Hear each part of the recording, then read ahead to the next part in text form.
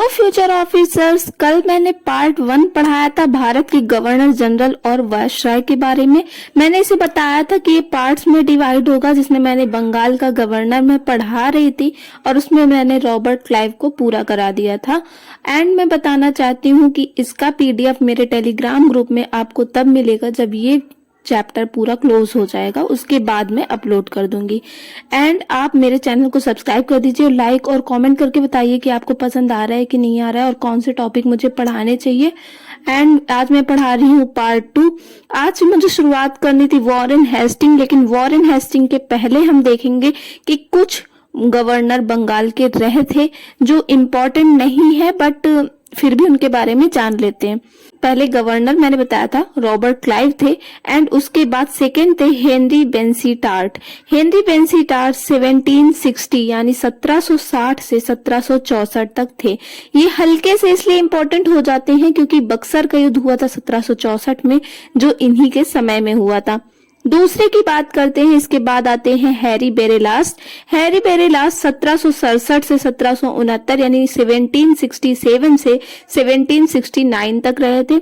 ये भी इम्पोर्टेंट नहीं है क्योंकि इसके समय में कुछ ऐसा खास हुआ नहीं था जो आपको पढ़ने लायक और हमारे एग्जाम पॉइंट ऑफ व्यू से।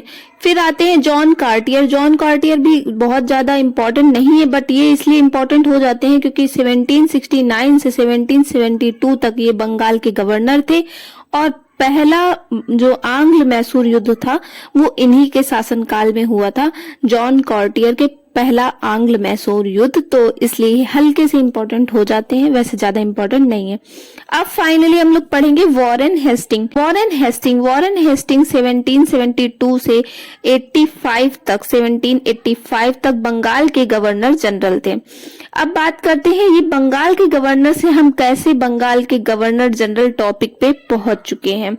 बंगाल के गवर्नर से हम बंगाल के गवर्नर जनरल टॉपिक पे हम लोग इसलिए पहुंच चुके हैं क्योंकि अब आता है 1773 का रेगुलेटिंग एक्ट, 1773 का रेगुलेटिंग एक्ट जो आ गया वॉरेन हेस्टिंग के शासनकाल में। तो इस एक्ट के बाद बंगाल का जो गवर्नर का पद था उसे बंगाल का गवर्नर जनरल कहा जाने लगा। बंगाल के गवर्नर अब से बंगाल के गवर्नर जनरल होंगे।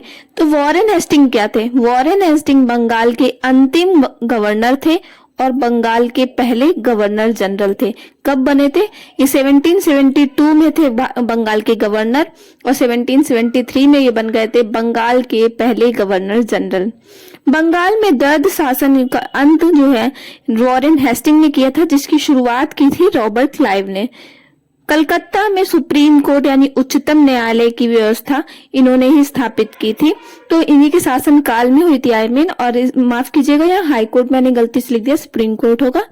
1781 कलकत्ता में पहले मदरसे की स्थापना इन्हीं के समय में हुई थी। आई मीन, इन्होंने की थी मुस्लिम शिक्षा के लिए।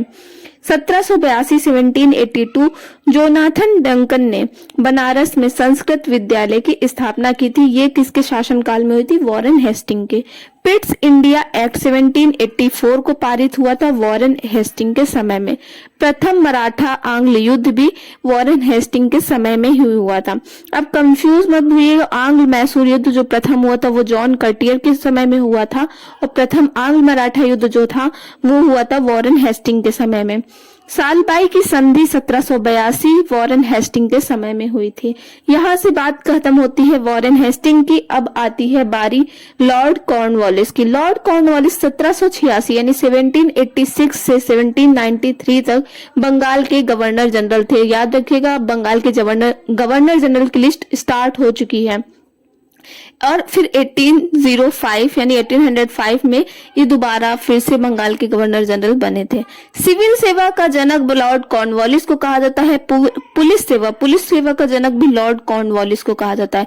सिविल सेवा की नींव किसने रखी थी ये पूछा जाए तो नींव रखी थी वॉरेन हेस्टिंग ने, लेकिन इसका मॉडर्नाइजेशन यानी आधुनिकीकरण करा था कॉर्नवालिस ने, तो इसलिए इन्हें ही कहा जाता है सिविल सेवा का जनक। भारत में प्रशासनिक सेवा का जनक लॉर्ड कॉर्नवालिस को ही कहा जाता है। है। तृतीय मैसूर युद्ध हुआ था 1790 से 1792। किसके समय में हुआ था?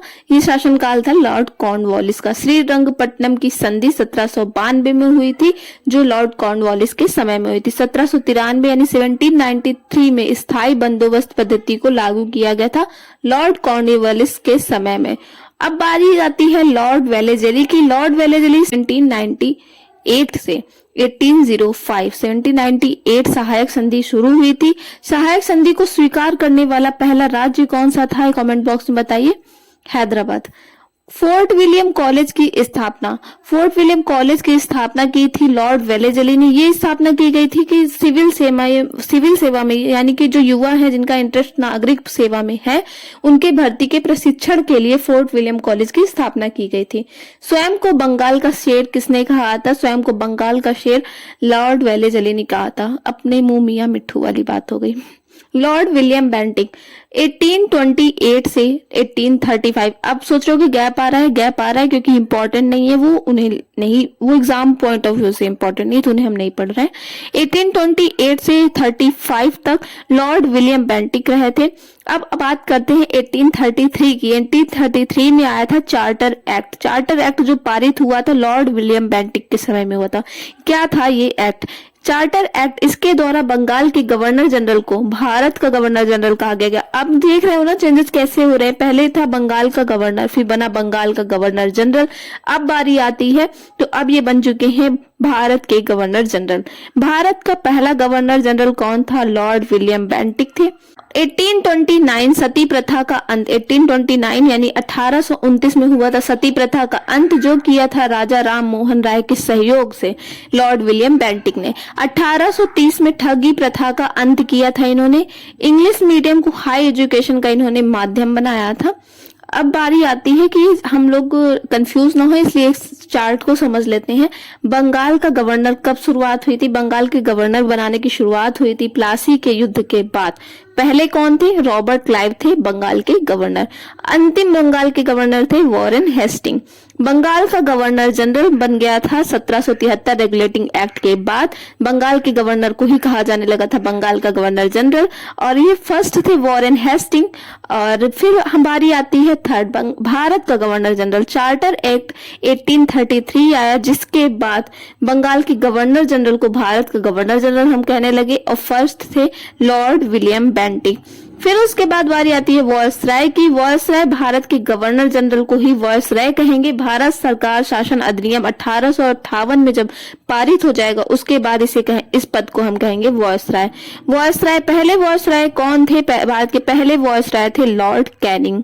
अब बारी आती है 5th नंबर यानी आजादी के बाद की। आजादी मिली थी हमें 1947 को, और हुआ क्या था कि ये जो वायसराय का पद है ना, इसे फिर से गवर्नर जनरल का पद कहा जाने लगा, लेकिन ये था स्वतंत्र भारत का गवर्नर जनरल। 1947 से 1950 तक ये गवर्नर जनरल का पद फिर से लागू हो गया था। चक्रवर्ती राजगोपालचारी अंतिम भारतीय गवर्नर जनरल थे। अंतिम भारतीय गवर्नर जनरल थे चक्रवर्ती राजगोपालचारी। स्वतंत्र भारत के पहले गवर्नर जनरल थे सी राजगोपालचारी यानी चक्रवर्ती राजगोपालचारी। 26 जनवरी 1950 तक ये रहे थे।